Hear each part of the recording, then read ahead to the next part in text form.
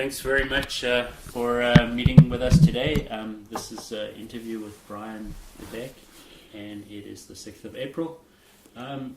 Brian, the interviews with Peter and with Ken. Brian, could I start by asking you, can you tell us when you first started working, what your first job was, and particularly when your first job related to the waterfront came about? Well, I grew up in Kamloops, and I came down to Vancouver in 1965 to go to UBC. So my first work was with the IWA in Kamloops, doing green chain work to get through university. But very shortly after I graduated, we were involved in the NDP politics in Burrard, and we were working on we were trying to get Rosemary Brown elected, and she was running with a guy named Pat Dodge, and Pat Dodge was a member of Retail Wholesale Union, and he was working at the Canada Rice Mills. The rice mills is just slightly up the river from the Dease Tunnel, where the Dease Tunnel goes through. And since the '60s, it's been McRae's warehousing, and it's been a number of different operations. But in those days, it was a fully operational rice mill, and you used to do all kinds of rice for Anheuser-Busch. We used to do, what the hell would it be? 1,000 bags, 1,100 bags. So it'd be 3,000 bags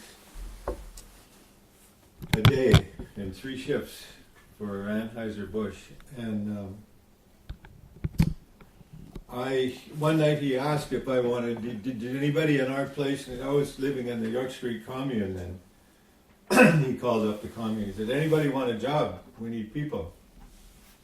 I said, oh yeah, I was going to take a job for a while. So I went out there and I started working there, and I think I worked there for maybe 3 years. And it was a wonderful place to work. It was kind of a sprawling warehouse on the river. It had docks. It had wooden docks that ran pretty much the length of the property. So, for instance, at lunchtime, you could go out on a sunny day and watch the boat traffic on the river, and even in those days, there was a fair amount of boat traffic. And our rice mill would get a delivery. Most of the rice came by ship. Some came by rail. Some of it was California rice, but a lot of it was Australian, and it came by ship, boat, and it. They would get a pilot to bring it up, and I think there was one tug that was with it to do the final push to the dock. What was it? All imported rice for Canada, or was it going East Coast? Yeah, except for there's what they call brewer's rice, which was for Anheuser-Busch. Okay. The Americans make beer with rice. Mm-hmm. But the rice was in all kinds of states of affairs, because it would be in the holds. Sometimes it would leak and there'd get salt water in there, and there'd be these great massive red algae or fungal kind. I don't know what it was, but there'd be big clots of rice with this blood red and black looking stuff all over it, and it would be just in a big blob. And the guy who owned the place was a guy named Bob Gavin, and he used to we'd all be going, oh God, I don't want to go anywhere there. No, he'd grab a handful of this stuff and take a big sniff and see if it was, if it was a benign form of growth or somewhere, or was he going to have to throw it out? And he'd be sniffing and staring away. We'd be going, oh God. He'd say, no, it's okay. Well, then if it was okay, there was only parts of it that, you had to throw the clots out, but the rest of it could be used. So it came in bags, or did it come in bulk? Mostly it was in bags, yeah. And when it came in, then there would be a huge longshore crew that showed Yes. up, and they brought their own forklifts, and I bet you there was 40 or 50 easily on a crew, and they would work 3 shifts like us around the clock to get it unloaded. So they would have to. They had big pallets that were at least 8 feet wide and probably 6 feet. Maybe even been longer than 8 feet. 8 feet this way and 6 feet the other way. And there would be 100-pound sacks, so it'd be, these, all tied in, and they'd go about 4 or 5 high, and then it would come out. And they brought all kinds of it out, and they loaded, and then the forklift would take it into the warehouse, and they would make a whole pile of it, so it would all be stacked, and the piles would be, 20 feet high, 50 feet wide, and 100 feet long. There would just be these big, so like a whole hole would end up on the floor in the warehouse. So you'd be setting that for receiving in Canada to an employer. So that would be his rice, and then he had a local brand called Delta. That was Delta Rice, and he packaged also for a couple of other outlets, and I don't exactly know where. I remember a lot of it would go as a lot of it went to Chinatown. The pearl rice, and there would be. We did sacks, and they do 1 pound, 2 pound boxes, and then it was 5s, 25 pound, 50 pound, and 100 pound. But before, it all had to be milled and cleaned before it was put in. The ones when the longshore was dealing with it, it was all in gunny sacks. Yes. It was a brown hemp cloth sack. Yeah, and it used to, it did take them better part of a week to unload the boat, a week or 10 days or something like that. It would be, and around the clock there was, and lots of guys, God, it would. So one boat took a week, 10 days to unload. Seemed to me it was, yeah, something like that. All manual labor. Yeah, because there was all had to be hand bound out of there, and then stacked in the Warehouse. In the warehouse. And it was all longshore, like that was they totally did that part. We didn't do. And so once it was all in a big pile in the middle of the warehouse, is that when you came Then in? then I mean we would still be working there while they were unloading. We were already processing and milling for, and we'd have a production schedule for what we were doing. There might be long grain or short grain or brown or white or what they called Uncle Ben's, which was a kind of a rice that was steamed in a hull and then milled afterwards. So they kind of a yellowy thing. They still do that kind of rice. And then right next door to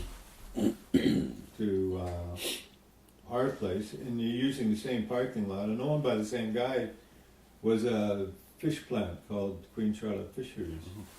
And they used to, during the fishing season, the guys would be out there, the natives and the white guys out there with floating their boats in the river, catching fish and delivering just right there. They didn't have to go that far. There was quite a few canneries on the between where we were and Steveston. There was quite a few. This is the south arm of the Fraser. Yeah, the south arm of the Fraser. there was lots. Did you ever work in the canneries? No, No. not there. No, they were. It was a seasonal place. They did mostly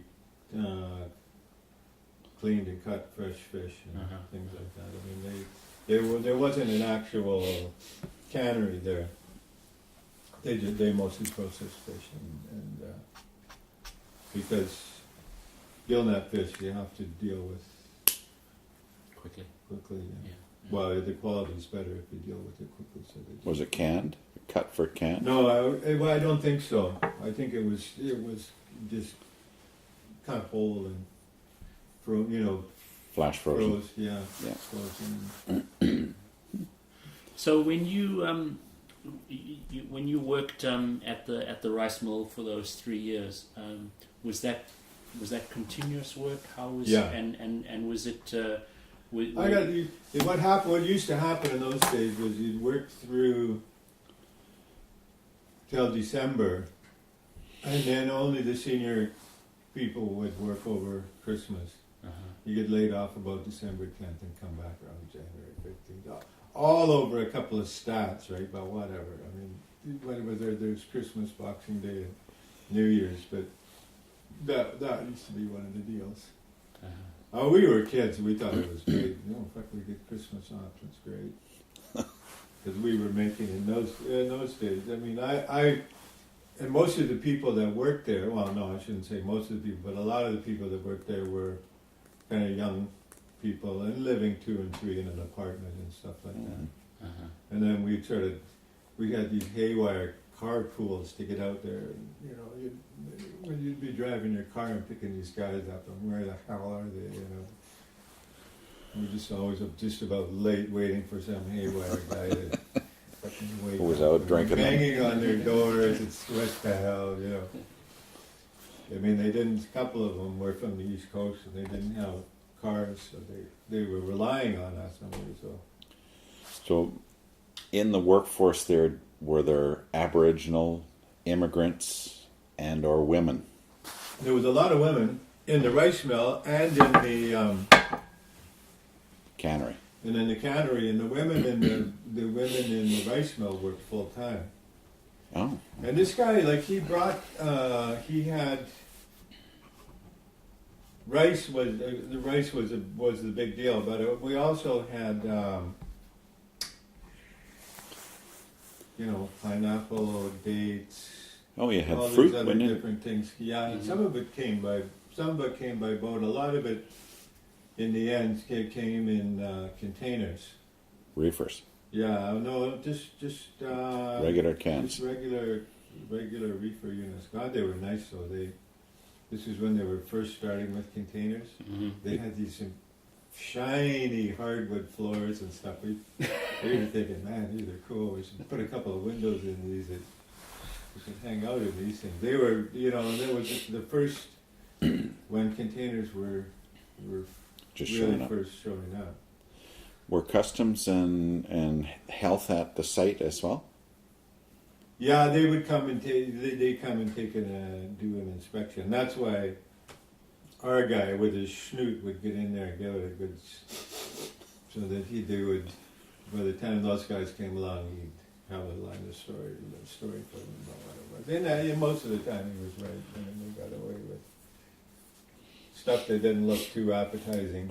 Mind you, it was going for beer. You see, a lot of this stuff was going for beer, and so they figured, well, whatever. It's going to rot anyhow. Yeah, if the Yanks accept it at the border, it's okay. But they used to take that stuff out of there in by the train car load.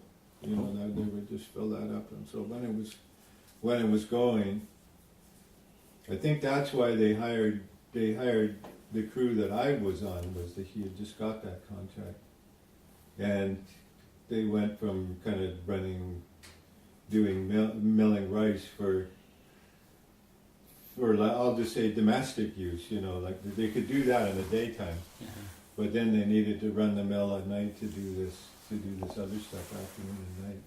So you were you would then take maybe the lower grade or whatever it was for the beer There was a special, it was rice that was designated for beer, and it was a lot of times. It would be rice that had been milled already. It'd be like the cracked and the halves and all the sort of Cull? ratty or cull stuff that would come out. Were the women working there? Were they sort of doing hand sorting of the grains? Or No, they mostly none of the grain got sorted that way. It's way too, there's too much of it. But they, it used to go. They got all the dust out of it was kind of the first thing, and then when you're milling it, all you're trying to do is get that husk off it. Okay. Bran. And so the bran would come down, and there was amazing. It was kind of like this place looked like a fire station with the hose, with the hoses coming down, and the guy who was doing the bran would be at the bottom of this chute, and because they would sort of blow it into this big hopper, and then boom, he'd step on this Into the bag? Yeah, step on this thing, and the top door would go wham like that, and you'd get like this big mass, and then you'd have to stomp on it a couple of times to get it to so he could sew up the bag, and he sewed it by hand. Oh. And that went to that part went to hog farmers, or to for that kind of went just for at that time anyway. I'm sure, I don't know when. So you were taking the cracked bits and the stuff for the beer. What I putting it did in a train. Yeah, no. What I did was what they called cutting in, which was opening sacks. So myself and two other guys, we'd open like 900 to 1,200 sacks a night. Okay. You get very good at it. There's one side, there's a single stitch on one side, and kick it.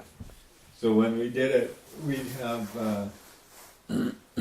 We used to dick around for like 10 minutes and wait for this. We had this hopper to get way down low, and we'd be horsing around, and then we'd go listen. Oh, we got a foot to go. So then everybody would just cut and kick, and we'd fill the thing up in about 4 minutes. Because after a while you get really good at it. Yeah. So we'd fill it all up, and then we'd dick around and go and look at the river. So what was the women's jobs there? The women's jobs were mostly involved in packaging, so they would, and they had various machines that they packed things up into. When they had these dates, they needed each pack of dates needed to be wiped before they were put in a box, because I guess over the trip coming from the Middle East, they got a little sticky, so they would do that, and then they had cello bags for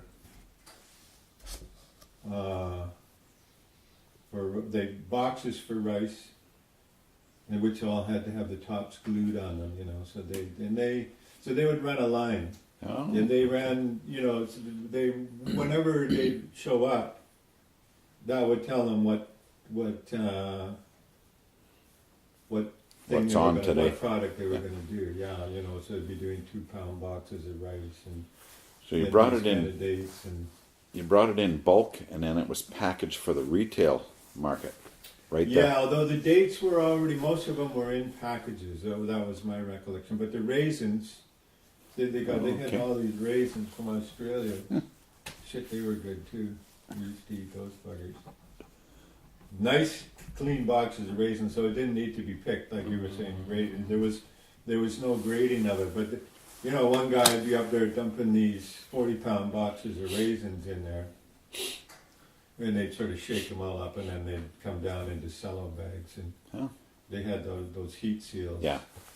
Wow. And it was quite the little business. He was doing pretty well, and he imported pineapple. Anytime he could broker something that Diversified. was a good deal, he would do it. Yeah, he was pretty good. Good employer?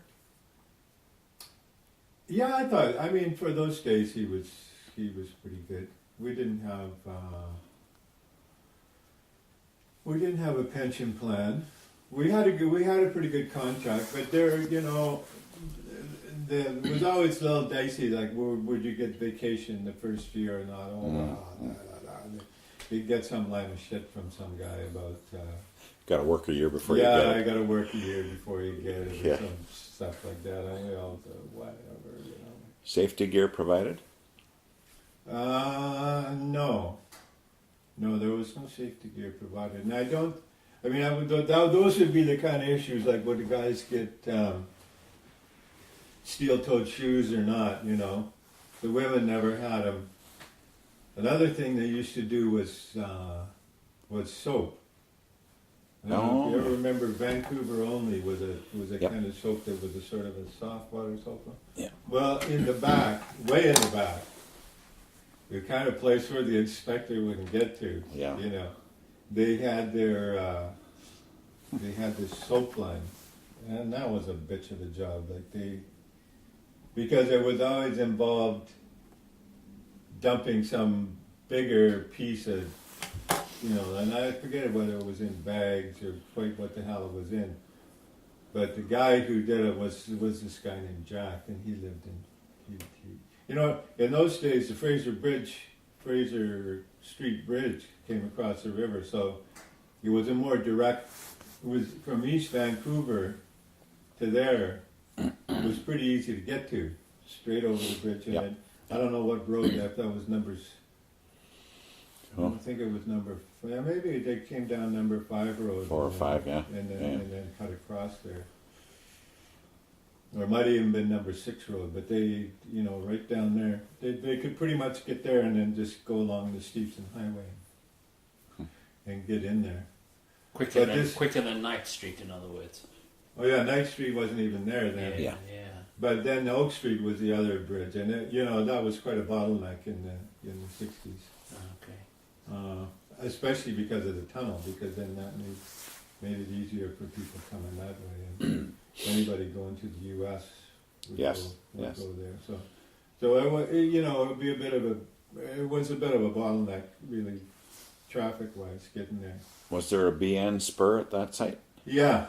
So the Okay. stuff going south would go BN. Burlington Yeah. Northern, yeah. Yeah. Right on. Yeah, and they came in every night, you know. No, it's all right. Oh yeah, and because they had us, and they went up the river from there, and I guess they went down as far as Steveston, because they'd stop in and they'd shunt our shit around, and then they'd. And we used to have those, you know, those. Yeah. those rail Moving the rail jacks. cars. Yeah. Freaking trying to hump your. You were doing that? Oh yeah. Yeah. Oh yeah, we used to do that. Well, because the guy would come in and then, you know, they were busy. I mean, they were shunting cars and getting stuff here and there, and sometimes, like if we were doing brewer's rice, then we'd fill the one tank up, and we'd have to move it, put in. You couldn't call the railroads; they come and get the cars. So. Yeah. So yeah, you'd move it down 40 feet or 50 feet or Yep. 60 feet and Next car. hump the next one in. Yeah. And trying to get those things moving with those, it was quite a deal. Yeah. I think we only had one of those. So It's Burlington, kind of like a PV with just a little flat edge on it. flat edge on it that you stuck in there, and then it pushed. You just levered the wheel just like about a quarter of an inch each time. It was hilarious. So Burlington Northern would have come in and picked up the fish from the canneries, Yeah. the rice meal, pineapple possibly. Was Yeah, they would deliver, you know, we'd get things in boxcars, like the pineapple and that would come in boxcars, and some of it came on containers. And we loaded things too, and but most of our products going out would go out in trucks. Oh, okay. So like Burrard Trucking would come in, and they would take 100 sacks of 50-pound and 400 sacks of 25-pound rice into Chinatown. And there was various trucks had different deliveries for different places. So how far? So you were sending stuff to the US by rail. You were doing local distribution, Yeah. trucking. Was it other parts of BC, Alberta, anything like Yeah, that? I don't think so much directly from us. Like they would go from there, would go to warehouses like, they would have orders for like Safeway and Overweighty and Loblaws and all of those yeah, big players. Loblaws wasn't here then, but Kelly Douglas was Oh, yeah. big Yeah. and Slade and Stewart. There was any sort of larger food distribution place would get orders from us. Mm-hmm. Any of the stuff moved from there into New Westminster to be shipped overseas? When you brought it in bulk, was it repositioned for New West?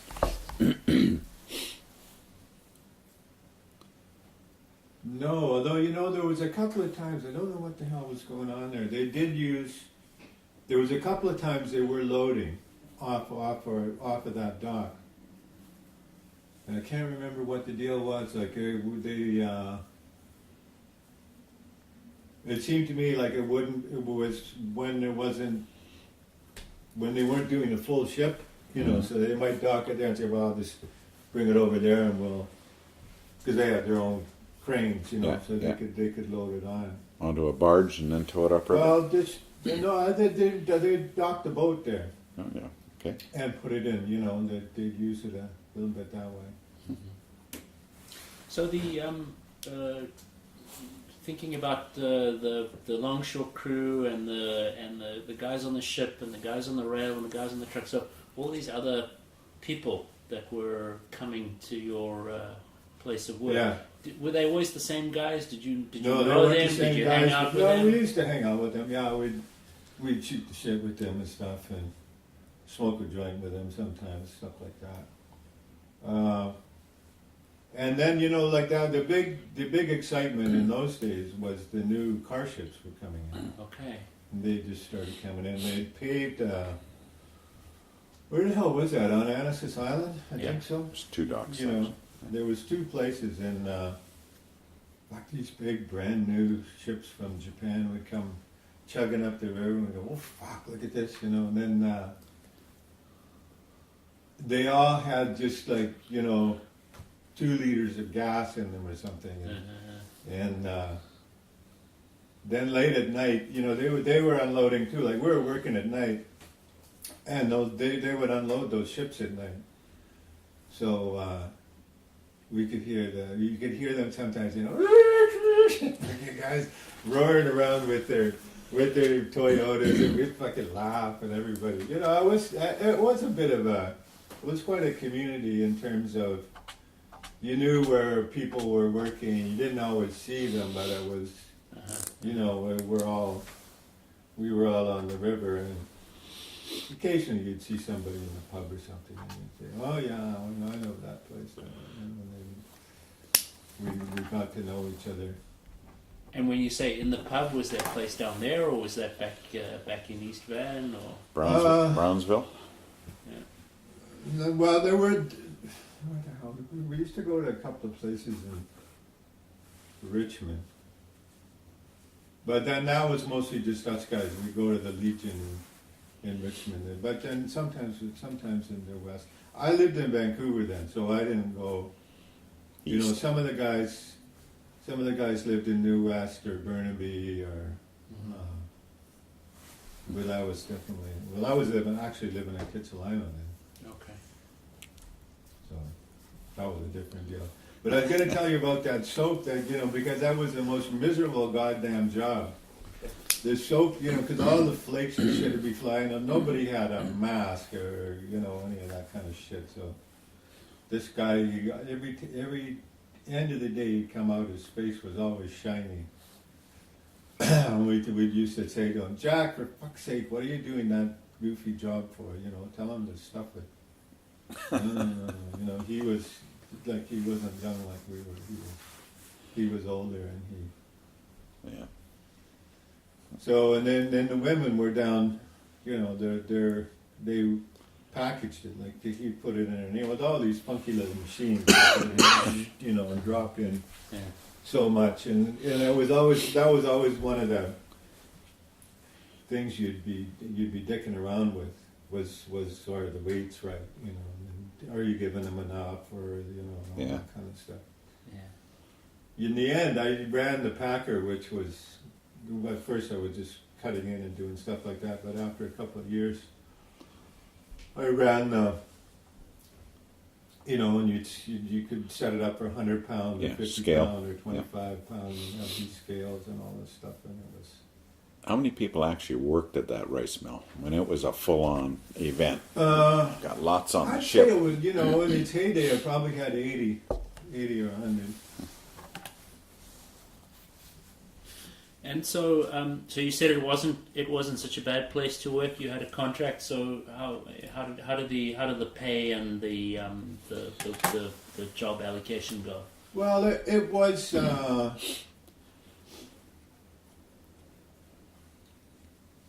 You know, with the women, they were still getting paid. You know, I mean, that's what we were always saying. What the hell? How come the women are getting paid less? But the older guys, they didn't. You know, they didn't really worry that much about it. But we thought that was kind of bullshit. That the women weren't being paid as much as the guys were. Oh well, they're only doing this. I said, yeah, you try doing that all day. You know, you'd never. Yeah. You'd never make it. I mean, what the hell are you doing? Driving around on your ass on a forklift? What's so hard about that? Oh, well, no, that's it. Yeah. You know, I mean, but it was, a lot of it was, there's a whole lot of these jobs, so they keep them as low as they could. And then the forklift jobs, and which were usually go to senior men. The reason they would get more money was to, you know, they would try to settle, keep peace on the floor, you know. Like it really was. There was a lot of that kind of. The older guys, they weren't really union, you know. They were long time employees, and yeah, the union had gotten organized in there like that, but. In the 60s, it was still fairly subdued that way. They'd had a strike. I mean, they had done things, and the women were good on that. Yeah. On the strike and stuff, and that had sort of got them all from sort of a very kind of lower level. Yeah. At least to a medium or a fairly good level, you know. I know in Longshore that and I came from some of the older officials, where if you were a woman, you'd never make it on the waterfront. You'd never get in the door because it was the male providing for the family, the wife to stay home with the kids. That model was around, and when women came out into the workforce, they had a pushback because they were taking jobs that men should have had in their mind. Mm-hmm. They'd never take them, but they had it in their mind that they were taking a job away from a family man. It was the core. Yeah, these guys were a little bit beyond that, but not, you know, I mean, it was more a deal of if you were a forklift operator, if you were a shipper, if you were a miller, if you were an operator, a machine operator of some kind, you're definitely like a cut above everybody else. Mm-hmm. Mm-hmm. And so, you know, I guess because they were getting more money and whatever, they were a little closer to the employer and a little more. Let's not rock it up too much here. Any immigrant classes that came through? Or? No. It was surprising, you know. In the 60s, in the valley, there was lots of Indo-Canadian. There was a couple of Chinese people, a couple of Chinese women, but they were already like second and third generation. They were as hip as anybody in terms of what was going on. There was immigrants, but they were mostly European, Dutch and Caucasian, basically. Yeah. So we chatted a lot about this about the mill. I've got one more question about that, and that is the guy who helped you get the job. Yeah. So what was his role, and why did he help you out? Well, he helped us out because he was running for the NDP. He was trying to be the MLA. The ticket was Dodge Brown, and the other two people running were Parkinson, who was a doctor up in living in West Van, nice guy, and Norm Levy. Oh yeah. And so they somehow, and they took great exception to us long-haired hippies organizing people for the NDP. So what the hell? They're people for the party. You guys should be happy with us. No, you guys are going about this the entire wrong way. Anyways, it ended up it was Levy Brown. Oh, it was, eh? Yeah. So Norm Levy was minister. That was Rosemary Brown's first political gig. Yes. Yeah, Yes. She was happy. So were we. And Dodge was. I think he did it because, they needed people right then. It wasn't like but he knew me from organizing there, and he knew what we were doing for them, for him as a political candidate. So that's why he called us up. Okay. Yeah. Okay. Yeah. So tell us about how you moved from that job to other jobs. Just before that, this was a something to assist you while you were going to school, or you'd completed school? I completed school then. By then, and these were I was working for the Georgia Strait then, and there was the Georgia Strait to the. People were opposed to Dan McLeod because he was getting too commercial, and he is too commercial. To this day, we still say he's too commercial. He's lost his way. He's lost his political way. That's not why we started an underground newspaper in this town. But it also, and this by now this would have been 1970, 71, somewhere in there. And those were the days when SDS and then things were were heating up pretty good. Chicago was 68, and then, we were under surveillance down there. There'd be a cop, stationed on the other side of the newspaper office, which was on Powell Street then, and then it was on Carroll Street, or it was on Carroll and on Powell. I guess it was Carroll and Carroll then first, Powell. and then Powell. Yeah. So then. So you went from the mills to the Strait No, I was doing both at at the same time. yeah. And then I worked for then when I quit the mill, I worked for the Strait. And then I worked for Basho Demolition, another waterfront job. We took apart the Sweeney's cooperage Oh yeah, in yeah. Falls Creek. Yeah. And so I did that for a year. Then I went fishing. And I was one of the last guys to get signed up to be able to sign up for UFAWU just off the street. Right. I was a deckhand. We went out, I guess I was 72 when herring first started up again. Okay. Because there was a gap in the herring fishery. Then my wife wanted to go to, we weren't married then, but we were living together, and she decided to keep going with school. And I had actually trained to be we'd gone to UBC to be a teacher. Right. But there was no teaching jobs down here, so after going fishing for a year and things like that, I went back to my union hall, which was down on West Broadway, where the NDP office was. We were all in the same. Meaning retail wholesale. Yeah, retail wholesale. Yeah. Yeah. In those days, it was still a retail wholesale department store union. We were still the American. Yeah. We had International. a New York base to our union. And I got dispatched to Canada Safeway, to the big warehouse out in Burnaby. So then I worked there for 5 or 6 years, and then that's when I applied for a union rep job. You ever worked for the Terminal City Express? No. Bob Mercer at the lead? Yeah, no, I remember Bob Mercer. So back to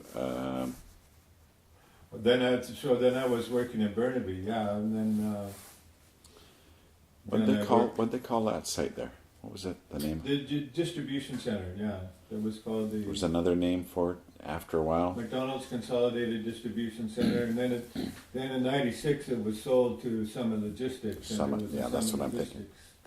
But that was later on in Yeah. the game. And so from I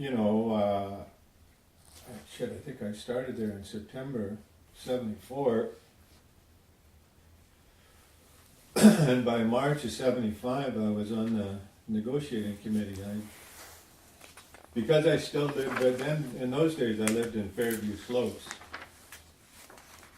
I moved out of the commune and moved in with Karen on Fairview Slopes, and there was a job downtown. Safeway had one warehouse, this one old warehouse, they had started their business way back when, on Canby Street. 840 Canby, and it was always dreaded because everybody who worked there lived in, Maple Ridge or Surrey or out that way. They thought it was terrible to come downtown all the way to fucking Vancouver to work. Jesus. So here I was in Fairview Slopes, and I was the bottom of it. There was 800 or 700 people in that bargaining unit. And they were dying to get somebody to, and I was the most junior guy. And then usually the top guy from the temporary pool had to take a full-time job. That was just the way that's how they worked it. Yeah. So I said, well, I don't know. I know we have, I went to see the plant chair. I said, I know we have rules about dispatch, but you guys, nobody wants to go to that job down there. Well, I live down there. That'd be just fine with me, if it's okay with you guys. Fuck yeah, they said, go for it. Nobody wants that shit job down there. So I went down there. Well, as luck would have it, it was a warehouse job. But as soon as, it worked overall posting, then department posting. So I went down there. They posted the shipping job. Well, that's usually a job you're supposed to be 10 years before you get. Yeah. So I go down there on the Friday or the Monday or something. By the next Friday, they're posting the shipping job, and nobody wants it. Oh fuck, you want to work outside? Well, I just been fishing, so I had all gear. all my oilskins and everything. Fuck yeah! So there I was, a shipper after 3 months instead of 10 years. And then I did that. Then we had a strike in '76, and that. After it was a 7-week strike, and it impacted the business quite a bit. So I got what they called rolled back. They laid off a bunch of people in a temporary pool, and so I ended up back in Burnaby. But then again, I got posted downtown to the ice cream plant, which was right down on Mainland Street there, right downtown. But I worked there for 4 years, and then that's when, after that, I posted and got the union rep job. And What was the breadth of the retail wholesale, I guess, collective agreements when you first started? We're talking rice mills, we talk some warehouse, we talk. They used to, retail wholesale used to, they were just the end of the hardware contracts were, because Roger Sugar is one of the oldest certifications. Oh, yeah. And they were really old time down there. People used to crowd around at the gate. Yeah. And they'd come out and say, you. Shape up. They'd pick the guys they want, the rest could go home. But we had a lot of in the '60s. We still had a fair number of hardware contracts, but the hardware industry was changing. You know, like all of the logging and those things. All the equipment for those used to be built here in BC. So the hardware that did cable splicing or that had all those kind of things, that was a big deal. Like you look at what Granville Island looked like then. A lot of their business there was making huge block and tackles and grapple yarders and all that kind of stuff. Well, there was a whole series of warehouses that had the hardware that did that work. Oh, awesome. So just for people, people are going to listen to this. They think hardware, they think Home Depot. Yeah. So Industrial hardware. Can you Yeah, really this is industrial. define what you mean by that? Yeah. Like when you're splicing cables and then you Crosby put those big clips crimps and- on there and yeah. you do all those kind of things, and also just the actual. I mean, I don't think they weren't forging the work, but once the big block was forged, all of the pieces, the bolts and the different kinds of shackles and things that go on there, they would all need to be supplied. And so the hardware stores, they did have some hammer and nails and those kind of things, but it was a lot more specialized then. We had a local 535 that did hardware. And so that was a specialized job within the mills and the Yeah, other. it was basically an industry, like they Industrial supply. Yeah, industrial supply. Yeah. And we had 500 members in a local. Wow, that was doing big. That, yeah. And then that changed, Then it became imported. All the equipment was imported and much more mobile, And Did you- modular, Yeah. yeah. Did you have steel spars down there and that kind of stuff on Granville Island?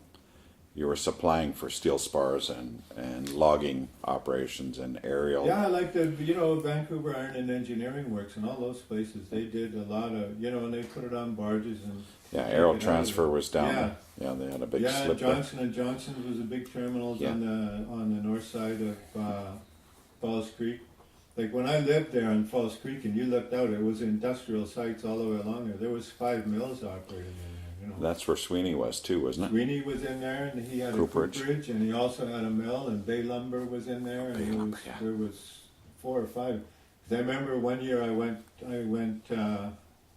looking for a job, and I swung through there, and I applied on about 8 or 9 places in just in The Falls Creek area. area. Yeah. I actually got called there, but I had just taken a job in New Westford, Labatt's. Oh, yeah. Yeah, when. Was that retail wholesale, the bats? No, that was brewery work. Brewery worker. So, when did you work at Labatt's then? Was this later? That was earlier. Okay. That would have been 60, probably 68. Just a short-term job? Summer, yeah. Like I was going to UBC, so I'd work there. I mean, that was a great thing. You could get a full-time, full-paying job, Summer union job. I mean, all the guys my age should be kissing every union's ass because we made it through university without any debt. Going in the hole. Yeah. Yeah. I mean, you could. What the hell did it was $452 for a full year's tuition, AMS fee, and then you had books and you had things on top of that. But for $2,200, 25. Let's say $2,500, you'd make it through a year easy. Yeah. Yeah. And with a car and everything. And you earned that in the summer? Yeah, you could earn that in the summer, sure. Yeah. So, I mean, you'd work overtime and stuff like that. Lots of what the hell, Yeah. So, maybe another step back. When did you first join the retail wholesale? The first would have been 1969. When you started working at the rice mill. Yeah, Yeah. yeah. Okay. Yeah, the ones before that were IWA, and the brewery workers, they were kind of funny then. Because I kept saying to them, I said, well, where the hell is the union card? What's the deal? You know, oh, well, where, you know. I said, well, you guys don't want to sign us up. What's the deal, you know? So No, they- you have to work here 6 months before we sign you up. So they wanted you on permit. So you'd be No, gone. no, they gave us, we had the same Benefits and contract wages. rate. I don't know about the benefits. I mean, we probably didn't have benefits. Right. I mean, I was still a student there. I didn't even know what a medical benefit was. Fuck it.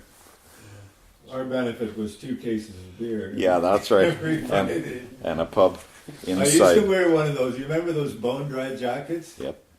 And you had the mat pocket in the back, so I used to, because all my buddies like beer, and I'd go clanking out of there in the morning, because if you worked at night, there was nobody around in the morning to check you out and stuff.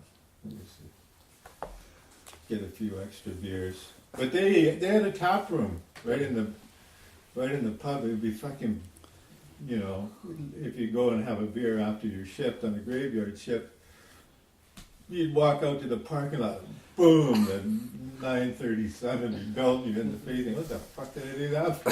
Jesus. You know, but it was good there. It was all right. So, really, in your first part of your life, you were without a lot of technology, and then when technology came in, it kind of downsized or changed the work opportunities for everybody, right? Yeah, it did. Although a lot of the, you know, like the warehouse, the biggest change in the warehouse industry was this.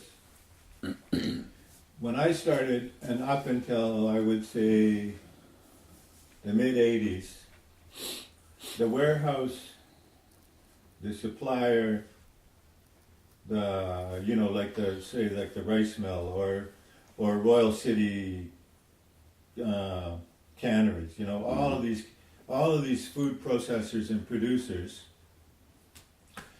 they were more or less on top of the heap. Like, they provided their brands to stores. So, for instance, Safeway would sell Royal City. And Delta. Well, yeah, and Delta Rice and all this kind of stuff, you know. And then as Safeway had a hard time expanding in BC. And at one point they said, okay, that's it. You guys are getting too big in here. And they actually shut them down. Because the style of Safeway store was a bigger store. And they, the margin at the store level was a much smaller margin. So they were squeezing a lot of people out. A lot of, and what really happened was the emergence in the 80s of the retailer as king was the biggest change that I've seen. You know, up till then the producers had a way with the retailers, and then it switched, and the retailers have dictated to the producers and stuff. So, for instance, look at Walmart now.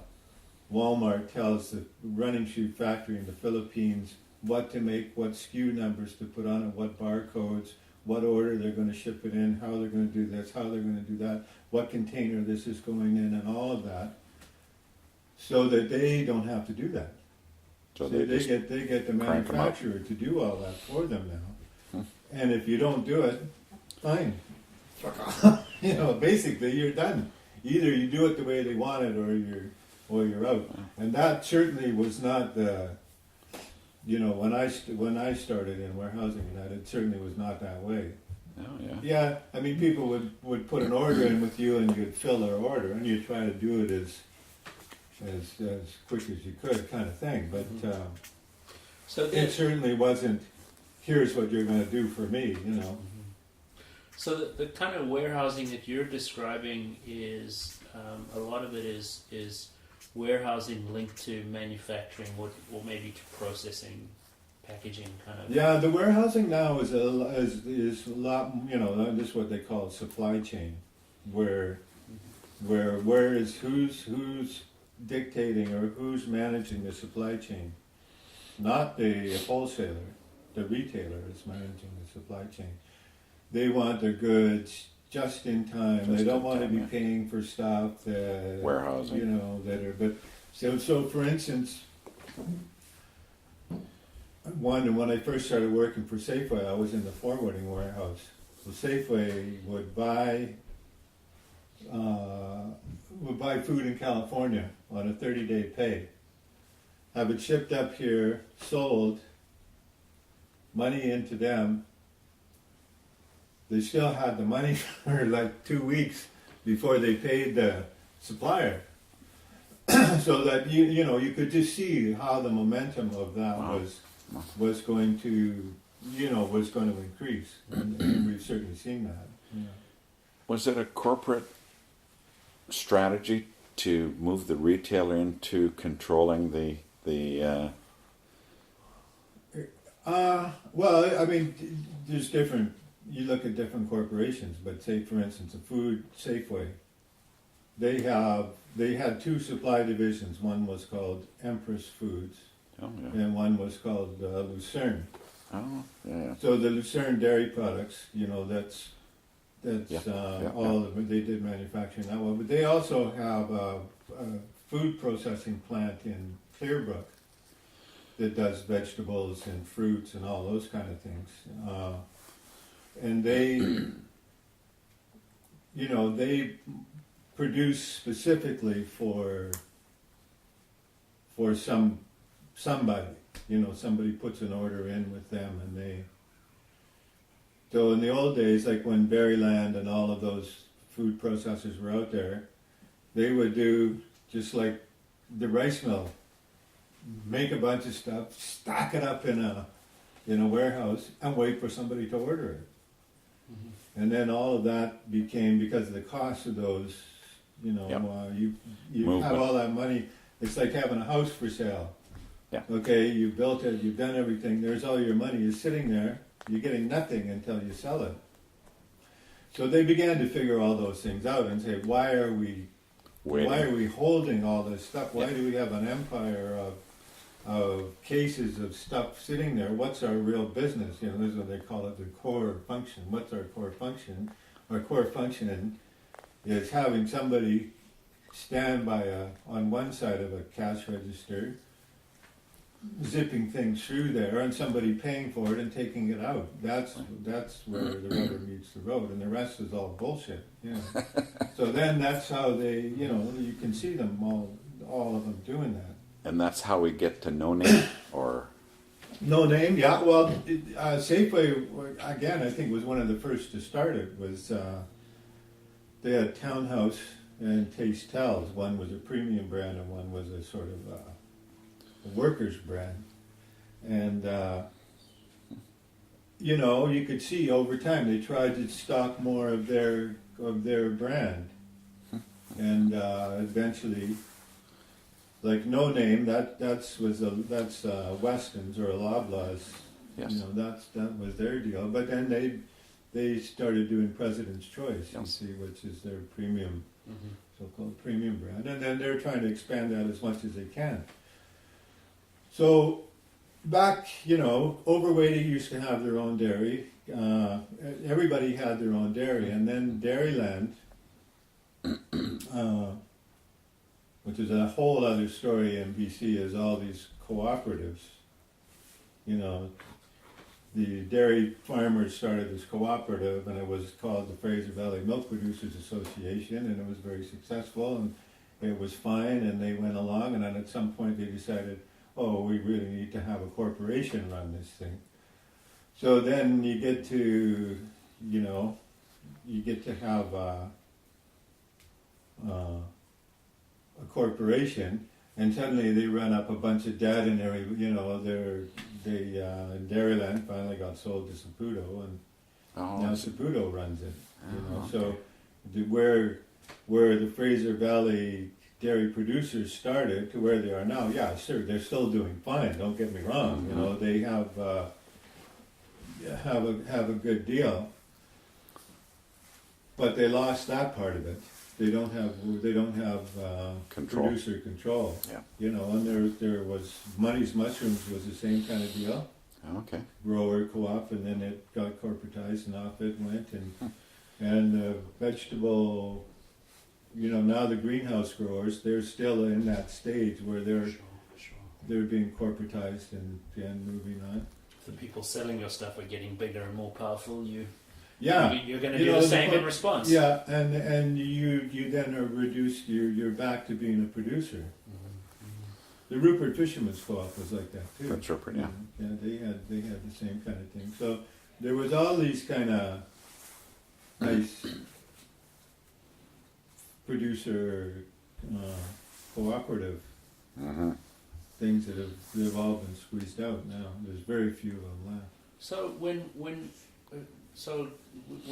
we talk about warehouse linked to the port, we're you know, some of it's this kind of warehouse connected to processing, distribution, repackaging. Some of it's just straight transloading, you know, just one can into something else. Yeah. And so can you talk about that side of the Sure. Like there's now we were talking about Safeway being sold in 1996 to become Summit Logistics. This is sort of like becomes this, I don't know, another major change is what they call designated warehousing,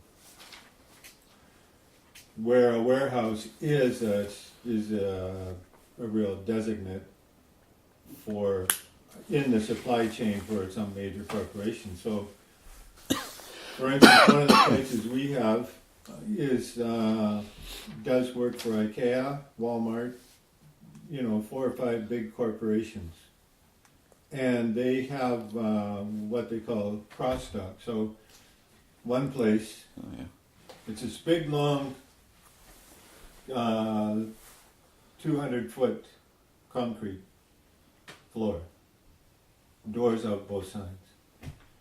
Automated. The ships come. They have their own, their own trucking guys. So they sort of figured out how to get around on the waterfront and get their stuff and do all those things. And they're mostly contract truckers. So they bring the containers and they put them all on the one side here. Then the crew comes and opens them up, and there's all these different skids and skews and stuff, and they take it all. And there's another set of trucks lined up on this side. You know, and if you did a time lapse, you could see all this stuff go zigzag out of here and go into all the other trucks. And what is it doing? It's taking stuff for Walmart that has all been skewed and put, you know, this is this distribution, or this warehouse's goods. This are these, or, you know, running shoes or whatever it is, or crockery or anything from the Pacific Rim that comes to Vancouver. And it goes into all these trucks, and then all those trucks go off to the designated warehouses and make their delivery of these goods. So it's coming like producer into the country, cross-docked, warehouses, stores, done. So it's like a 3-step or 4-step operation to get it from the running shoe factory in the Philippines or China or somewhere to their stores. Did you ever do any of that kind of work? No, I represented people doing it though. That's my. That used to be longshore work if there was more than one consignee in the can, Yeah. the container class. But Yeah. if they were full cans, they'd go straight out to the distributor.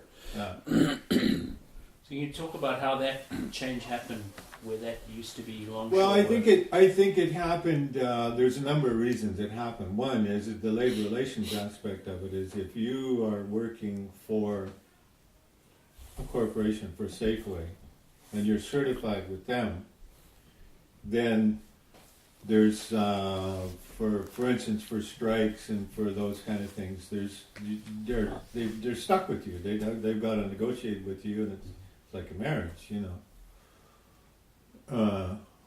which I always said, well, collective bargaining is more than a marriage because you've got like 50 on this side or 200 on this side and 10 on this side, and there's no possibility of divorce. That's that's it.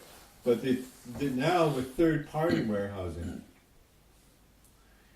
the contract to distribute, or the contract to manufacture, or the contract to do whatever the function is, whatever the work function is, that can now be dropped.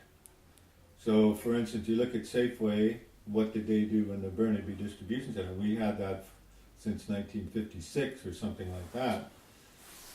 1996, 40 years later, they say, you know what? And this gets back to the business of, because where do I get all these terms like core function? They had that. They said, you know what? Warehousing is really not our core function. We own stores and we do all that part. That's our function. So we're giving this up.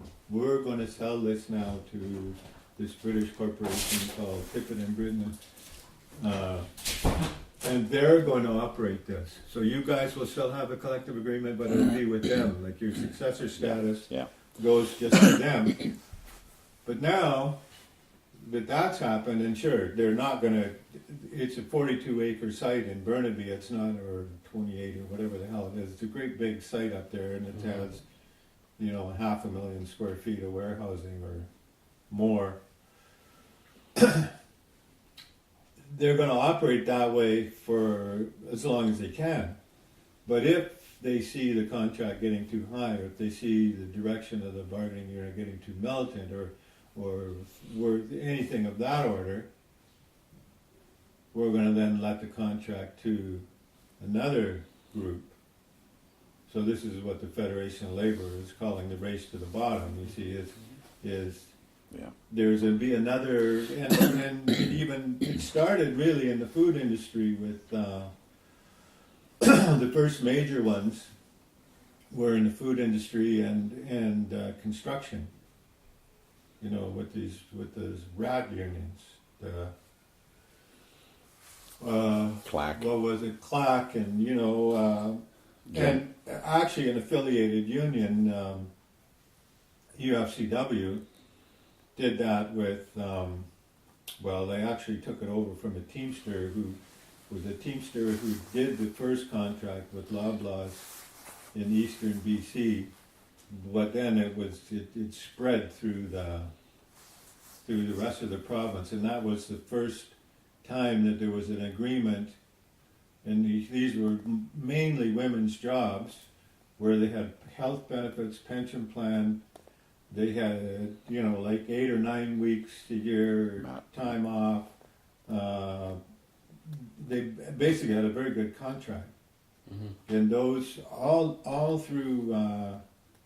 Like all of the cashiers in the grocery stores in the 60s and the 70s were, and right up to mid 80s even, were very good paying jobs. A single mom could do just fine, thank you, and really maintain an independence and maintain her family on this work, just being. Without even really working overtime, so it was ideal for women. It was like a really good thing. And when we bargained grocery industries in the 70s, Safeway, we used to go first, and then all the clerks and everybody else would follow the pattern. And bakers and meat cutters and everybody else, they all followed that pattern. So everybody had that industry went sort of from worst to first. It was one of the lowest paid. So when I started at the rice mill, you were saying, how good is it? Well, it was okay. It certainly wasn't as good as an IWA job or a longshore job or stuff like that. But it was, we were just bumping along. But with the grocery industry and the retail particularly, great strides were made in the 70s, particularly early 70s and 80s. And that was really, there was equality. There really was equality in the industry. Like there was no man's rate and woman's rate. Right. So, and that happened right within. The thing that made that so awful was it was an affiliate connected to the employer. There's no reason for them to do that. But they did it anyway. And so you look now at the grocery industry, yeah, there's still a few jobs where people are paid $24, $25 an hour and stuff like that, but most of the start and most of the people employed are in a temporary, no benefit, low wage, say in the $12 to $14 range. And that was all done by an affiliate. Done by an affiliate in what time period are we talking about? I think it was 1981, 1980, 81. It started in the East Kootenay, so there was some woman who owned 6 stores or some goddamn thing, and she got this guy named Hugh Finnemore to sign this thing. And then it transposed. And I don't exactly, I know there was something about it, the local guys did resist it, I'll say that for them, but they were being trusteed by their international, or there was some kind of haywire deal going on like that. Meaning that the international took over the union, put them in. So they were trying to change the locks on the doors and doing all this kind of stuff. This was all within UFCW. Yeah. And it, it was very disturbing, but there was, that was the time when Art Kuby was there. Well, he didn't want to have any part of it. And the Federation didn't, they were, I remember Cliff Anstine was, right. The BCGEU, he was there. Well, he was my communard in York Street when I started at the rice mill. Oh, no kidding. So I said to him, I said, we're gonna liberate these buggers. We'll go and organize them ourselves. He was just freaking out. Was he at the Fed then? Yeah. Yeah. He was on the executive council. I don't think he was. I think he was on the executive council. Was about as far as he. Well, he was an advisor to CLC guy, right? Well, he was the executive director of BCGEU for years. Yep. So he was actually their head negotiator. Yes, that's right. Yeah. And then he hooked up with Giorgetti, and he became Giorgetti's assistant. And when Giorgetti went to the CLC, then Cliff went there. He moved there too. Yeah. Yeah.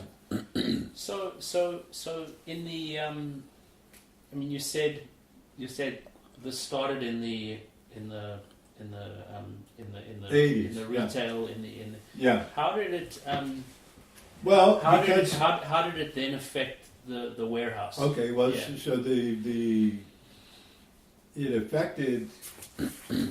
Well, it mostly, that really affected the retail trade, but it did also affect the warehouse in this way, that because there wasn't the pattern bargaining kind of ended in the mid-70s. And the clerks kind of, it used to be, there was the clerks, the meat cutters, and the bakers and us were the 4 unions in the grocery industry. The warehouse. We were the warehouse part. Yeah. And the pattern was, and then we were supportive of that the retail should do as well as the warehouse. Mm-hmm. And so, we were, and for all intents and purposes, it wasn't exact, but it was very close. Mm-hmm. So when this happened, when it started with Loblaws getting in, and they got in the smaller stores, what was the first thing they did? Oh, superstores. And Safeway had just been at this time experimenting with they had these things called food barns. Oh yeah. And they started one in Nanaimo. Well, Safeway sort of flopped it. You know, they didn't really do a good job. And then they bought Woodward's, and they got tagged by the government again. They said, look, for every Woodward store, you give up a Safeway store. You guys are not getting any bigger than you are now. Oh, what's that? So so for instance, they took the Woodwards in Arbutus Mall, and they gave up one on 41st and Dunbar, and you know, Wow. they had to do all this kind of shit. And I'm digressing. A lot of the experiments that Safeway had then faltered. Like they didn't have a good corporate strategy. Loblaws, on the other hand, did. They had got this contract, so then they went to United Food and they said, look, see this contract? This is how we want to employ people now. Yeah. We want to do it this way, not this way. The way you guys are doing your old shit, you can keep that for now, but we say that's fucking going. We're going to do it this way, and we'll either do it by ourselves or we'll do it with another union, but you guys have the right of first refusal kind of thing. So they signed up to it. And there was no stores at this point. UFCW. Yeah, UFCW signed up for it. So then they had this boilerplate, cheap contract that they then built a bunch of stores. And fucking huge stores, and then and they would take a few people, experienced people out of the old stores and pay them sort of the old rates and that. But by and large, it was new people. And their whole idea was, look, grocery store, it's really a no-brainer. I mean, they did things like they would get kids in and pay them like $8 an hour or something, but give them a tuition, a scholarship. Alternate So funding, that if they stayed for 4 years, which was all they wanted them to stay anyway, was 4 years, and then they would move on, and so they thought this was just a wonderful way to help people through their school. And, they had a line of shit you could hang clothes on. But so then the superstores started in, well, of course they began to take market share. So then all the other, Overweighty and Safeway said, well, what the fuck is this? You guys are giving them this cheap deal. We need something similar. And of course, Safeway was the most unionized, the highest paying contracts.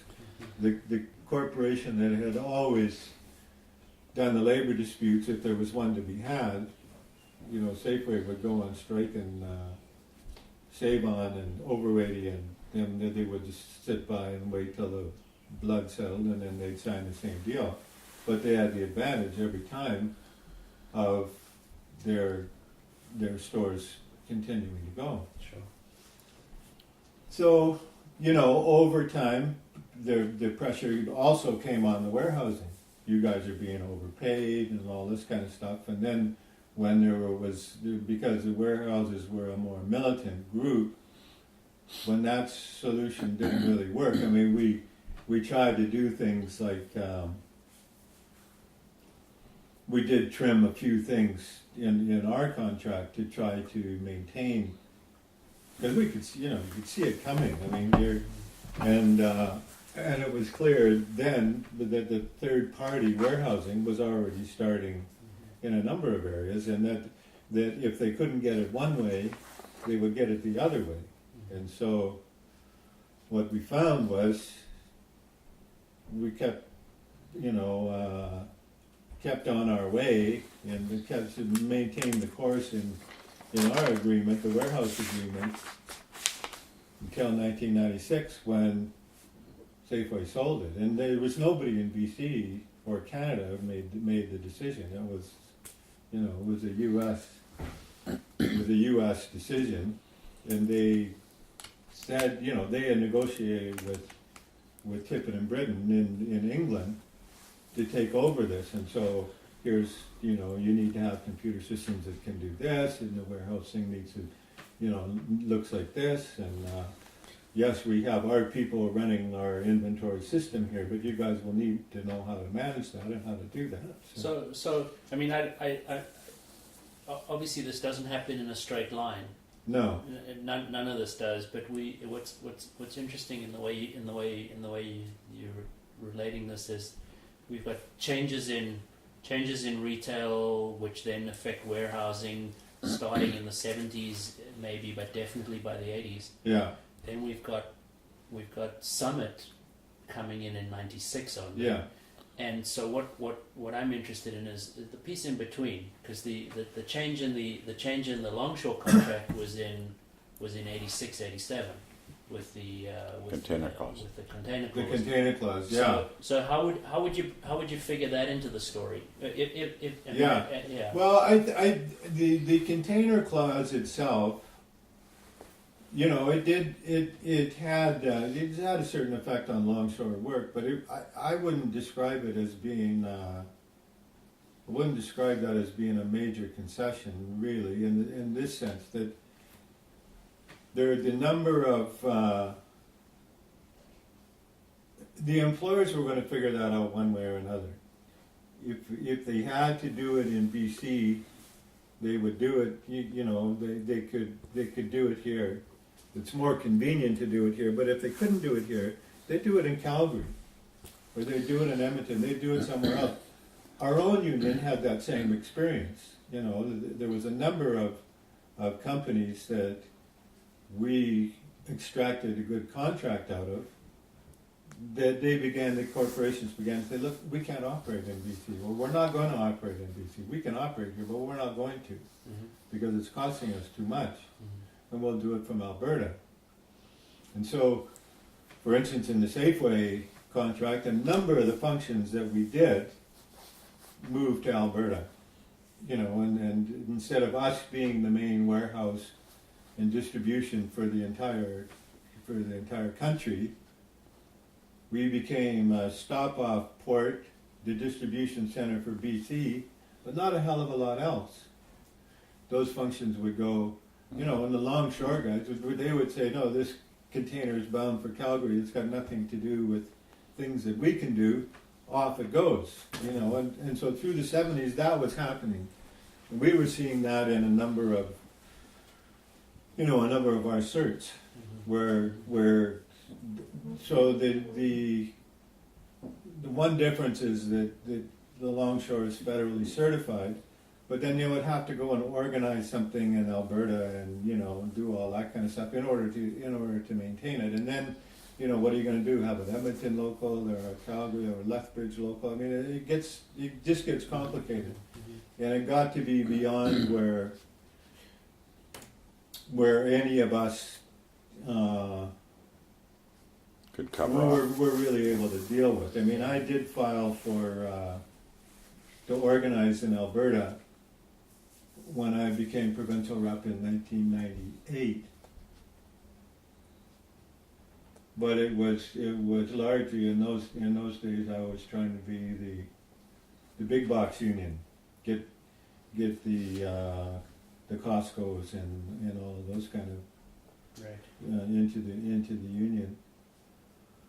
But you know, I mean, by now also employers, you know, they get smarter. You look at Costco.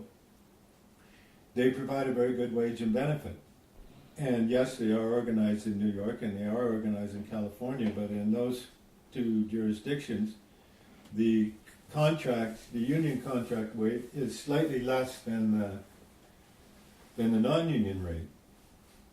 And they will tell you quite well. They say, well, it costs a little bit more because you guys want your seniority and you want all this kind of shit. So we have to lower the rate a little bit.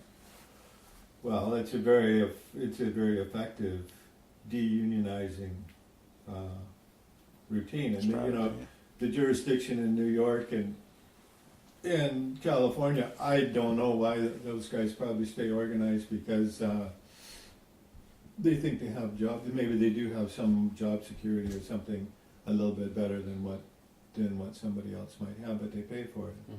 Were there any? Was there any suggestion of free trade zones being established where warehousing could actually take Oh place. yeah, I mean that was when free trade first came out, and there was talk of that there would be like labor zones where labor contracts would be either outlawed or reduced, or the other thing was in the 80s that the right to work states in the U.S. that had a very chilling effect on people. When Arizona and places like that basically were outlawing unions. There was jurisdictions that way. So the labor movement was, I would say we were less militant, or our expectations were lower, or however you want to say that. Our organizations were still strong. We still could do all our stuff and do all of that, but in the 70s we were out to save the world. We were, in our contracts, some of ours, we had as much as 7 weeks pay, and you could earn about 250 hours paid time off a year. Wow. Because this was the 70s, man, and we should spread the work around for our brothers and sisters. Never mind the fact that we also got 13 paid weeks off a year, So that, it was a good idea. It sounded great, and it was wonderful. It meant that we spent a lot of quality time with our kids, and could do all kinds of other things. Starting co-ops and doing all kinds of things like that. But by the 80s, things had really changed. The employer again had the upper hand, and was became a lot more knowledgeable about how to deal with everything in terms of labor relations. Even how to discipline somebody. You have to give them a warning. You have to do this. You have to do that. Well, arbitrators were trying to help the unions and the working guys to get through all this, but and they did get them off the hook all through the 70s. But by the 80s and the 90s, all of those doors were beginning to close. You see, the employers knew, okay, give the guy a warning. If the guy's going to be a dick once, he'll be a dick 4 times, and then we can get rid of him then. If just a little bit longer, no big deal. And they just got good at all the different things to do. Third party, just like I was talking about, we should go and certify in Alberta, and that they got better through. And the building trades were the first guys to start it. They have their union company and their non-union company, and then if they could get away with it, they would do it in a non-union way, and not a union way, a double breasting and all those kind of things. But then the double breasting, see, the idea of third-party warehousing really comes from that double breasting notion. Only it's a it's the permanent solution. Just put them guys there. You can do it in a provincial certification, which is where most of these were. Like, you can't do it with Longshore. There's only one. What are you going to do? Move the goddamn harbor up the inlet of 3 miles? I don't think so. That thing is there. It's permanent. Railroads are a little bit like that, but you look at what they do with. You look at the CNR. The last time they were here, the railroaders used to be a pretty powerful bunch, but now in this last strike, and there I'm sitting there with some of you guys in a strike coordinating meeting with CNR. What do we find? The first thing is, our own trucks can cross the picket line. We're trying to have it so that you guys don't cross the picket line. Yeah. So what the fuck is that? You guys are crossing. Oh, no, they got us out of it in the last contract, So they're having it so that they have strike breaking right in their own contract, but they're wanting everybody else to, and then I was there with Bob, right?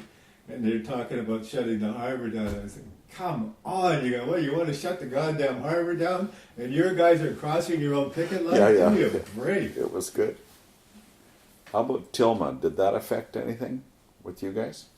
Which was the relationship between Alberta and BC on standards, trade standards and skill sets. Anything? Not directly. No, like ours, a lot of our trades were in interprovincial tickets, Yeah. and they were, you know, I mean, we did a lot of ours. We do ticketed trades. We agreed our guys should be ticketed, and if you hire somebody who isn't ticketed, you can pay them the ticketed rate, and that's okay too. Yeah. That's Okay. how we did that. So. Mm-hmm. So our was, and you know, all through ours, like the safety things Yeah. by the 70s and the 80s. It was only in the 60s when, and even then, like we were the young guys. What the fuck are you guys doing? You soap all through the air. We don't know what that shit is. I mean, it doesn't taste good. It doesn't feel good. It burns your eyes. Can't smoke How it. good can this be? You know, you can't smoke it. Yeah, you can't snort it. What the hell? This is no good. So you know, and of course, those things came way up. I mean, the WCB never showed up in the rice mills when we were there, unless there was a fatality or something like that. Yeah. Do you have any access to any maps of the Fraser River showing the different employer groups that would run along the Fraser, where in the warehousing vein, names and times and employers? You know what I'm thinking of, right? Sort of Yeah. a map. Yeah. North Arm, South Arm stuff. No, but I bet you there must be a lot of pictures along there. Christ. At retail wholesale. No, not at our place, but I don't know what the UFAWU and those guys had, but they, you know, there's a lot of pictures of certainly around Steveston and all in there. The thing, like after our spot there was quite a long stretch in the river where there didn't seem to me like there was too much. Right. And then you got out toward New West, and there was that big concrete plant. Mm-hmm. But see that's they're Tilbury. only bringing their stuff up the river to process it. I think I don't know exactly.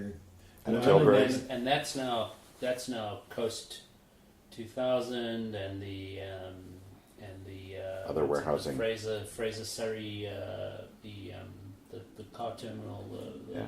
That's Off all. of That's all 67 new. Road, yeah. Yeah, that's all new. Yeah. Oh, yeah. And there's huge warehouses in there, run by the Teamsters. In Off of 6 Road, 7 Yeah. Road. yeah, yeah, And they've got kind of a, if I remember the model, it's a labor contract, not a collective agreement over the, very much Over the like whole Tippett in thing. Britain, where they offloaded a labor contract to a new employer, and then the negotiations dealt with that employer, not the sort of jurisdiction of warehousing. That's how I understood it. I don't know whether that's accurate or not. Well, you know, the way that even though the Teamsters and we had pattern settlements, they still had to be individually negotiated. I mean, they still had to be signed off individually. You know, you look at the way the pulp does theirs, or did theirs, I don't know if they still do it, but they did overall industry bargaining for wages and benefits and that kind of stuff. Master. And then they broke out to individual plants that handle how they did their business on each site, because each one was a little bit different or had different issues or had different stuff, whatever. But you know, like the Longshore is really quite unique in terms of having an agreement and having a bunch of participating employers come in and do it. I mean, you have that in the construction industry, but you don't really have it very much anymore. No. It's done exactly the reverse. It used to be 93% union, 7% non-union. Now it's probably even 96% non-union and the other part union. And it's too bad, and it's too bad you know, they got caught up in their international. A lot of the things and the way they did it in New York and the way they did it in Chicago, you know, maybe it worked there, but it didn't work here, you know.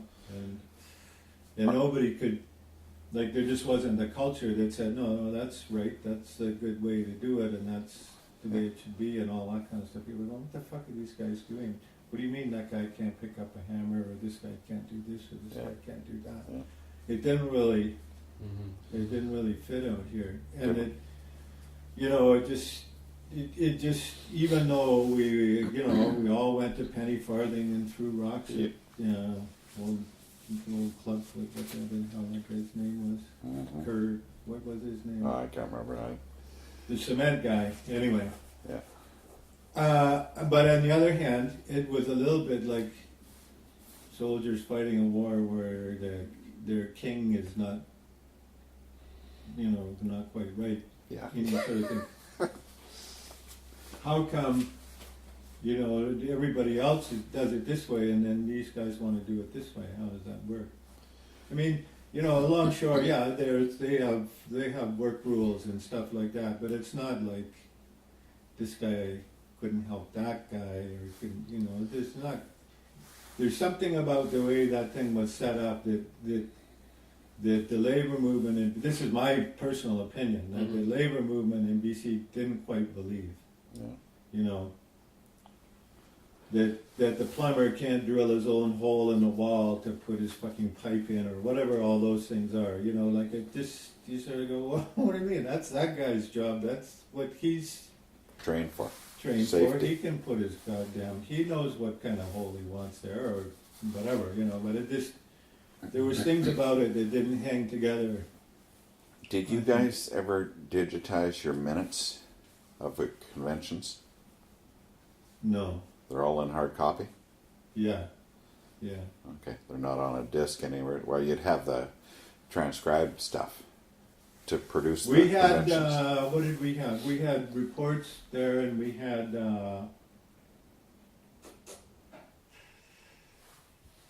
see, ours, before 1981, we were an international union. So our convention was like, I don't know, in Miami or some goddamn place. Or, those were the days when they carted off 20 or however many you were allowed. Yeah. Off you went. Delegates. And you show up in the morning, and the tables would be loaded with fucking whiskey and whatever the hell, and you get all gassed up by noon and vote or not vote, or they didn't, nobody, I mean. You're such a small component. Yeah, and we were just a little, Sure. I forget how many, the biggest local was 100,000, the New York hospital workers or something. Well, I think we were, probably in our height, we were maybe 6,000 or something like that. Well, we're getting squashed by one local in New York, Yeah. So, and also, we did have nothing to do with us. Yes. Our laws, our country was entirely different. And then, which is why Saskatchewan, you see, in Saskatchewan was one of the first kind of Canadian unions to move out of Retail wholesale in Saskatchewan. Okay. to move out of its international and establish itself as a Canadian union. Right. And they got rocked like big time. People tried to raid them, they got raided there, and they were shunned by just about everybody. Yeah. And the only ones that were close to them was us, and to a degree Longshore, and then Grain was close too, right? Grain Services. Grain Services was, yeah. Well, there was when Wagner took over at Grain Services. I don't know what it was like before that. I don't think there was a couple. When Len Wallace was running it, he was the guy who got them to disaffiliate. Okay. It was really a rocky deal. By the time Bob White did it with the auto workers which was 81 or 82 or something. Yeah. There's a good movie about that, or there's a good video about that. Okay. Where you can see and that, again, this was pattern bargaining or bargaining between, they were doing for the whole works. Sure. And the U.S. wanted to go one way, and White and his guys wanted to go another way. And you can see White phones, the head of I don't know if it was GM, but whoever the main guy was, and he said, "No, Bob, you better check out with Al, but because this is what he said." Yeah. Bob said, "Holy fuck, he's blowing it." He said, "We're gonna have to pull out of negotiations and disaffiliate from those guys and do all this kind of shit, and he did it. Yeah. Like- But by then, you know, the road was guys like Len Wallace and that had paved that road a little bit, and people were starting to go, Yeah, "What the hell's the wrong with being a Canadian Union in Canada, for Christ's sake?" yeah, yeah. You know, Not paying dues across. not throwing money across the border, and also being in charge of your own. When did you disaffiliate then? We disaffiliated in 1981.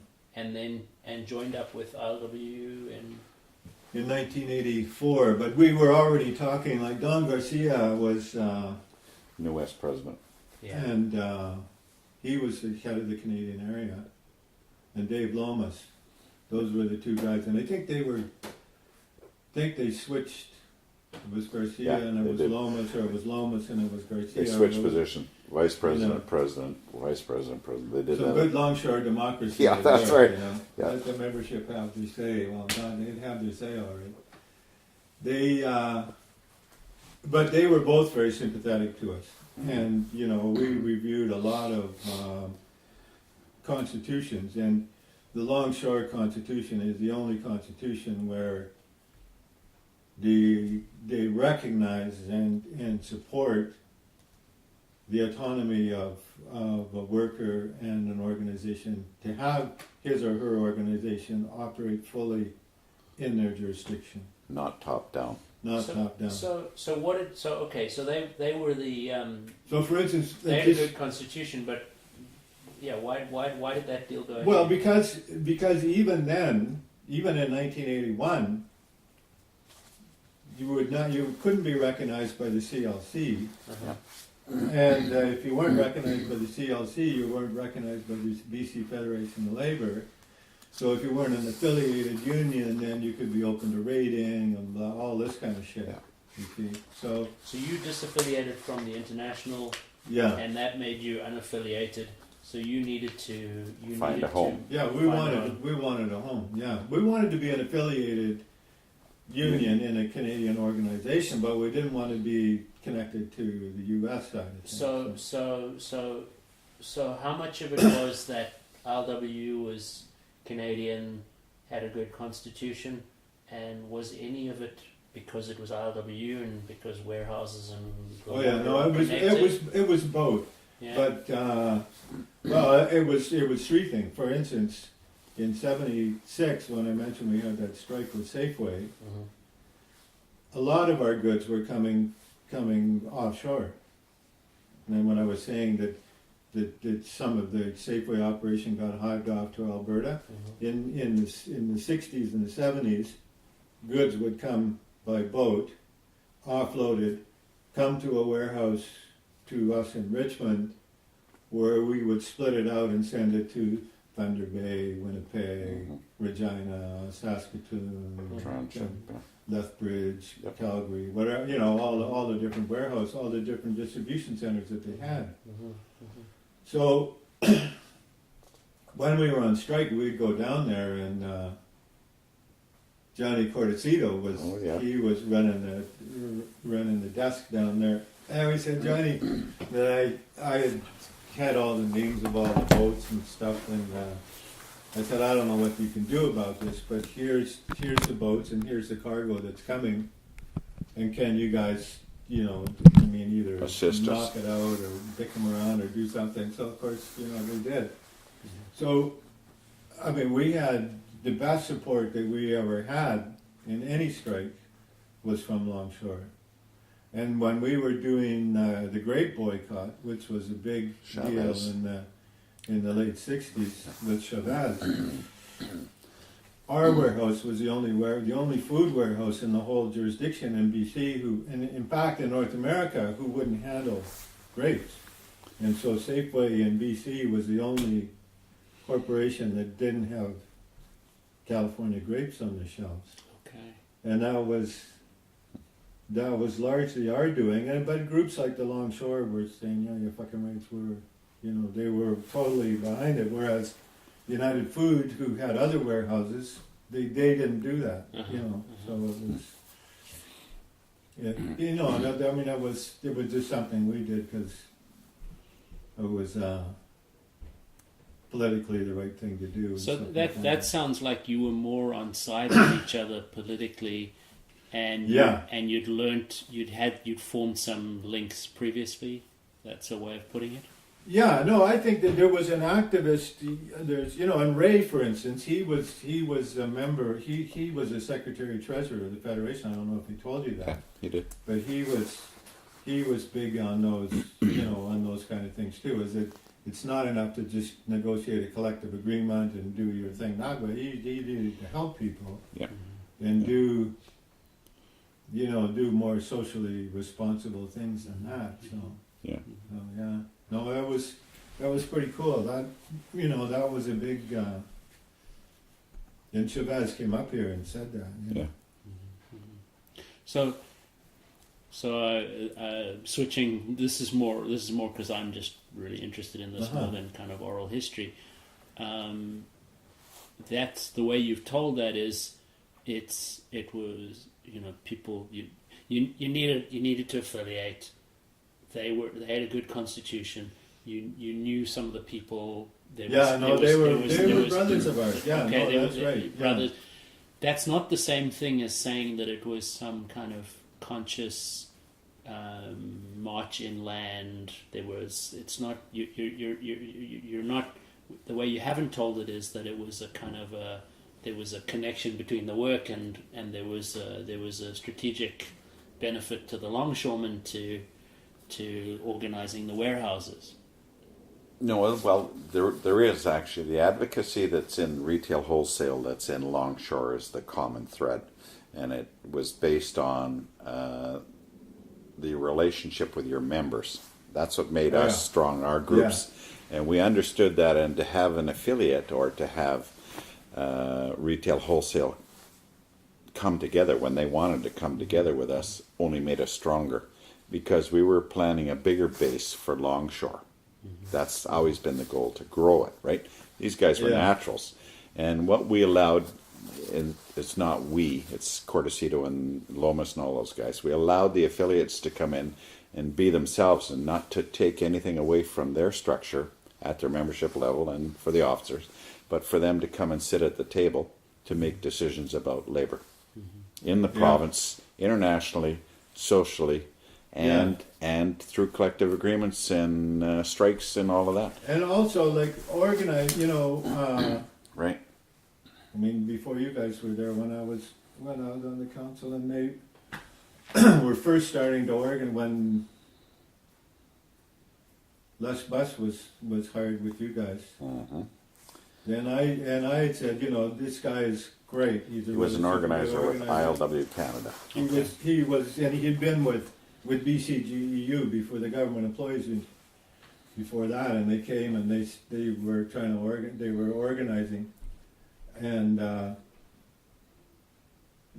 union had quite a lot of experience with organizing, and I remember saying at the executive meeting, I said, look, you guys are organizing, it's organizing, certification, first collective agreement, and renewal of that agreement, and then maybe you're okay.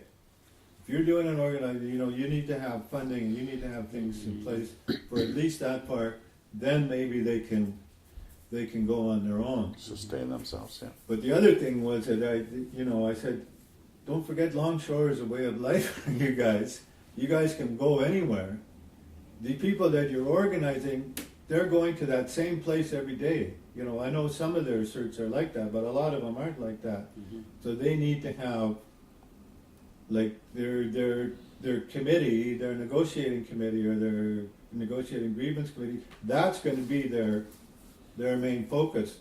For them to have a local president and all that kind of stuff, they won't understand that. I said, we couldn't get that going with our guys, even to have a local and do things that way, because we're not dispatched everywhere. We're only dispatched to the one place. So the people are going to be, it's going to be sort of tight around that. So once we, Longshore, and asked from that point on, after, unless I guess he organized a few things for them, then we shared him as an organizer for a while. And then he worked for us full time. So And he the made long- the transition. Yeah, and Yeah, yeah. and the Longshores, a lot of the Longshores support or leadership in the organizing for us was sort of the prestige of their organization, that the fact that their members were, a lot of their members are kind of more standout in the community people, Mhm. and more recognizable in the community, and that their reputation as a union is very good. When we would go to organize in these places, we'd say, well, we're affiliated with Longshore. And you go, oh, great. And then it'd be easier to get sign-ups and that, you know. So we actually, in the mid-90s, we doubled the size of our union, more than, which is pretty much unheard of. Like, nobody else did that. Yeah. From 95 to 2000. Where does it stand today from the?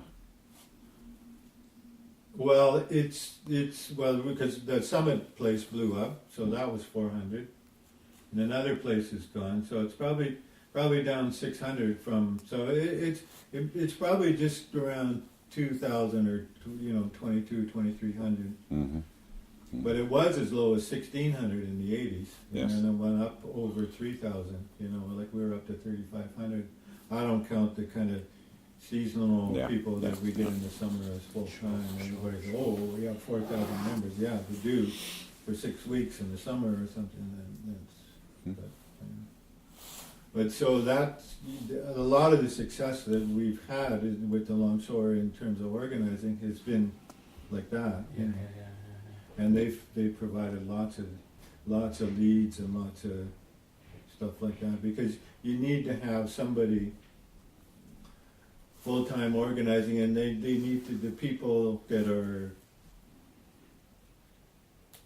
being organized need to have other organized people that have the same kind of work situation that they have around, or available to them, so that they can figure out what the fuck they should do, because it's a big deal to go Yep. from non-union to Yeah. union. It's a lot of responsibility. It's a lot of Risk. deal. You have to deal with your employer. You're the exclusive bargaining agent. You suddenly, doesn't matter how weird the proposition or the problem is, it's your problem to solve. Yep. Because you're the exclusive bargaining agent, Mm-hmm. and so I mean. A lot of the people that we've organized, I'd say if we get 1 in 3, we're doing good. From certification, even to a collective agreement. Yeah. A lot of times they'll get a collective agreement, and then within a year or two, they just can't hold it. We should probably wrap things out. I'm good. I've got what I need. I'm going to put a stop to this now. Thanks Okay, so yeah, much. good.